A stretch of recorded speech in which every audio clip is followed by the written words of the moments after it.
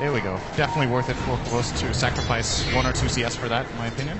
Mid lane, we've got Funny coming on the tusk, but it's been totally spotted out by the Observer Wards of Vici. They saw him come up the stairs, so they should be able to be catched. They're going to try and turn it around potentially. We've got Earthshaker coming in, and they will block Funnick off. It's Super moving forward here.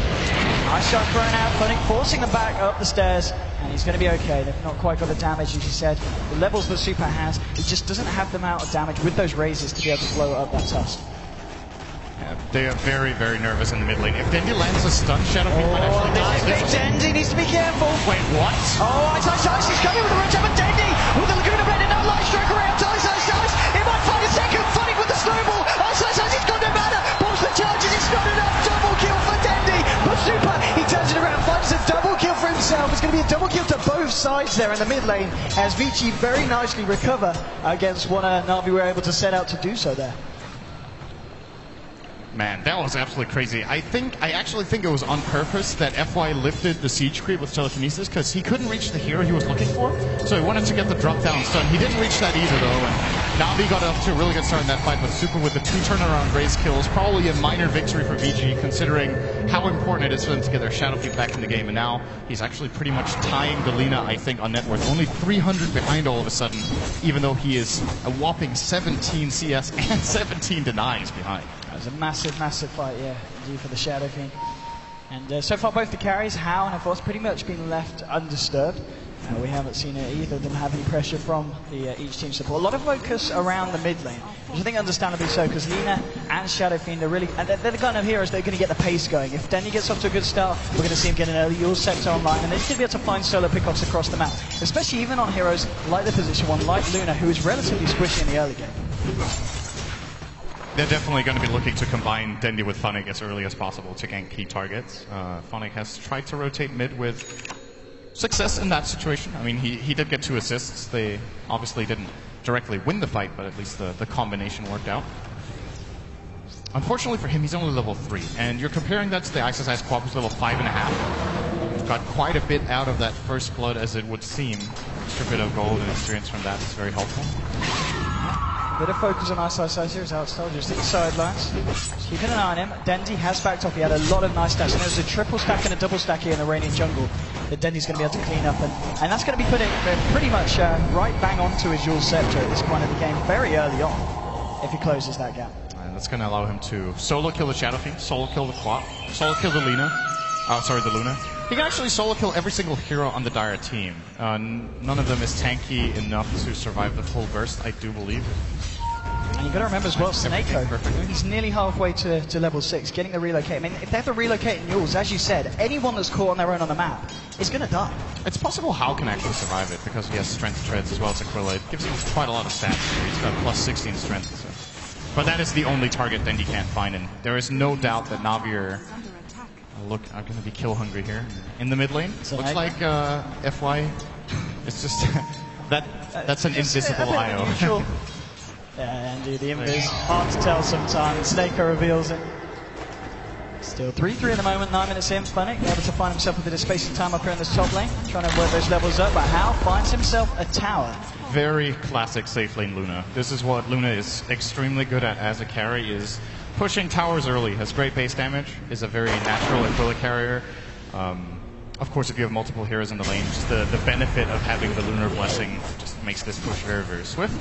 And he is indeed, as expected, going for the drum build-up, it looks like. He's got a Bracer in addition to his Treads Aquila, so very, very heavy on the stats early on. Already 1,100 health. I think he might actually be the tankiest hero on the map right now. He is, in fact. And that is a hero that's usually very squishy 9 minutes in, but combining his very good early farm with his item choices, he's going to be difficult to deal with. Of course, still working towards that battlefield. He has the Ring of Health picked up. Nearly got enough here to finish off that Perseverance. Ice trying to do what he can in terms of harassing Force, but Force to this point not scared at all on this anti-mage of that crop. He's got a point in the spell shield to help him out in lane. Snako and Artstar just clearing up some camps in the jungle. Snako only 100 XP away from having that relocate online. Ooh, Ice needs to be careful here. He should be able to just blink himself out of this one. Na'Vi will be able to secure themselves the rune, following up the bottle here for Snako. And is that yours? Is that done? 10 minutes, that's a pretty good time.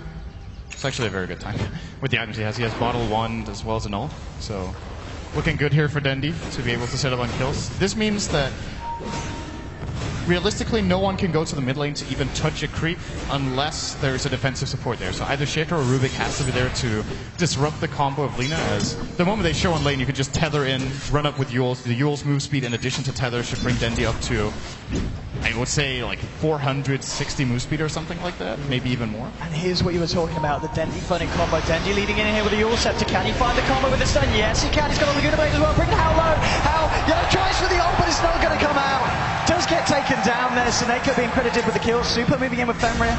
See if they can find something. He'll find the raises. Will be able to find himself one kill. See if he can find more. Dendi looks for the light strike. It's going to be juked out. And the relocate back out is going to bring them back safely towards the mid lane. Good trade for Na'Vi, even though it's a 1-for-1. They kill the enemy safe lane, they force rotations, and only have to sacrifice their Tusk for it, while their anti-mage is free farming and should be able to deal some pretty decent damage to the bottom tier 1. I don't know what TPs are available for Vici Gaming. Looks like Rubik has one. Shadow Fiend does not. Shaker does as well, but those two supports porting in will not threaten Kvothe at all. This guy, however, together with them, might be able to repel him. He might just blink out here and just run away from Hal, but yeah. You saw Na'Vi had to put in quite a bit of effort to kill the Luna, but they do manage. Yes, they certainly needed more than just Dendi on his own. Vici smokes up now, moving towards this bottom tier 1. It's going to be a question of whether they want to go out into Na'Vi's jungle, and the answer certainly seems to be yes. Super, FY and Fenrir leading away here. They've got to catch a Vorst. They've only got really the Fissure. I guess they can get the telekinesis as well. There might be enough time to lock a Vorst in place to burst him down. Artstyle with the defensive ping, realizing that this must be going on. All heroes are missing from the map. This is a very obvious smoke play from Vici Gaming, but even though they don't find a kill, they'll probably find a tower, because all of a sudden they're now 5 heroes bottom. If now we want to try to defend this, they're going to have to TP in 2 heroes, they're going to have to get a really good relocate, and the time it's going to take for them to set that up, it's going to be too late. Luna with the 3-level Lunar Blessing could even pop a drum charge. This tower is not on for life. Very, very quick pickup. Looks like they're just going to look to try and trade across the map. Dendi and Vorst applying pressure onto the mid lane, and top lane you've got Furnick pushing it right up towards the tier 1. TP going to be coming in now from FY here on the Rubik. Just going to be able to zone them back. And top lane TP's coming out as well, as we see Ice come back with the defense. So Na'Vi unable to find themselves a tower in return, but they do have the full 5 man now, moving into the dire jungle. Maybe seeing if they can do anything about Ice here. It's going to be quite a hard kill to find onto the Queen. They haven't got a huge amount of lockdown, unless they can find the Light Strike Yules combo. If Funnick gets in on him, he is toast. He is actually just going to be blown up. But they don't know where exactly Seneko is behind enemy lanes. Looks like, guess what? He is invisible again. No, he knows something's up. The pressure's starting to be pointed out. Gets himself out. Vici, however, at the same time, they're putting the pressure on this mid lane here. So even though they may lose the top, they may be able to find themselves the final tier 1 of the side of Na'Vi. TP's now coming in. The side Na'Vi aren't going to let them have an easy one here. Dendi's there, along with Funnick. The pressure of Vici is just a little bit too strong. Aggressive weave here from Artstyle, and looks like Vici Gaming will back off, so 1 tower for Na'Vi. It did get denied by Ice though, so they actually didn't really claim that much out of it. Still, definitely a worthwhile trade for Na'Vi, I guess you could say, since they don't lose their own tower, but well, they might very soon. Artstyle is not in the right position right now. Totally caught out there by the side of Vici with that smoke. Essentially tanking the gank though. As we'll see if Vici are able to find anything more of this. Na'Vi just going to look to find themselves this top ring. And they're not looking to fight at the moment. Oh, this tower is gone. They're 4 on 5. There's a weave stolen by FY. They have the mech advantage.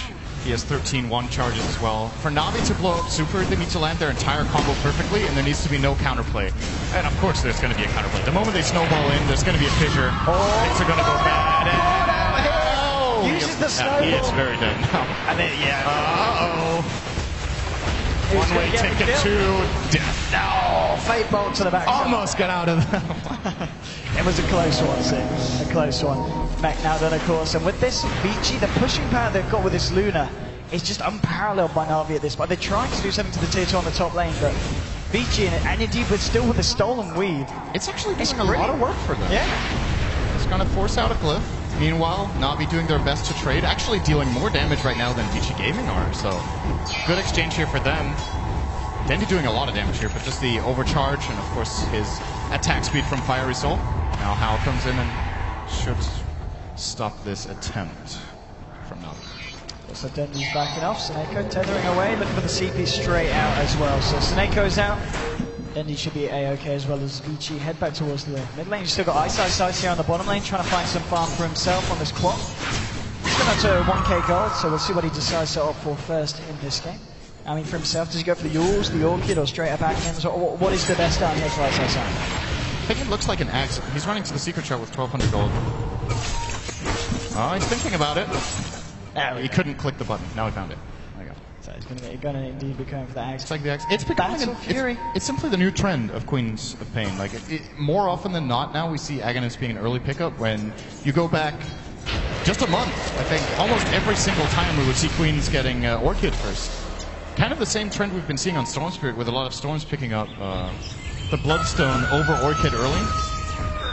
Going for a little bit more of a tanky build here on Ice with the Aghanims. Of course, when this is looking to become a fighting game, a lot of the time the low cooldown ultimate will be great. A little bit of extra damage, of course, doesn't hurt. I mean, they now have also got this Battle Fury on top of the treads. What's the game plan here for Vici Gaming? How do they stop the anti-mage farming? Do they just need to end the game before it gets to a certain point, or do they need to look for aggressive rotations into the Radiant jungle? They might not need to end his farm as long as they get farmed themselves. Okay, so Neko's in this again. Are you kidding? Like, I keep seeing this. Like, it looks like he's out of position all the time. This is his third Invis rune in this game, I think, if not the fourth. I think it's the third. Kind of ridiculous here. Pretty unlikely. But yeah, if Vici Gaming trade farm, and both their Shadowfiend and Luna farm against the Lina and AM, I think they're going to feel pretty confident going into the mid game, because in my opinion, when you look at the supporting cast, the Dire have a Shaker who can be massively impactful in the mid game team fights, and on the Radiant side, the IO is a little bit iffy in this game again because of the pairing it has. I don't feel like it's going to be that powerful in the mid game. And then the Dazzle can be super high impact, of course, with a great Grave and a great Weave, but most of the time Weave will take a little bit of time to build up. And Rubik is always just an X factor. He's just good. Always good mid-late game if you get the right steal, and FY tends to be pretty good. Now we get another tower, though. They do. Vici went for a very aggressive smoke all the way right past the Radiant Ancients. Now they're backing up. Navi needs to be careful. They need to get the hell out of there. Straight out. And Funnick will be able to get himself out. Fisher! Oh! Not quite soon enough, and Na'Vi do get away with, as you said, another tier 2. This is a very good play from Na'Vi.